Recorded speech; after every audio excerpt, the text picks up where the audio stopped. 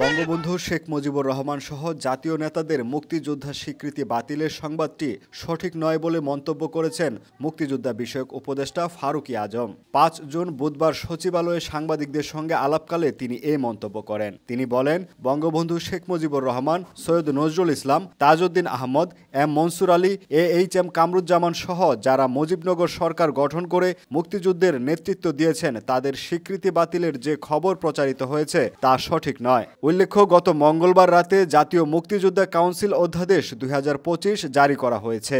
এরপরে বিভিন্ন গণমাধ্যমে খবর প্রচারিত হয় যে ১৯৭০ সালের নির্বাচনে বিজয়ী ৪ শতাধিক রাজনৈতিক নেতার মুক্তিযোদ্ধা স্বীকৃতি বাতিল করা হয়েছে। এ প্রসঙ্গে ফারুকী আজম জানান, অধ্যাদেশে স্পষ্ট করে মুজিবনগর সরকারকে মুক্তিযোদ্ধা হিসেবে স্বীকৃতি দেওয়া হয়েছে।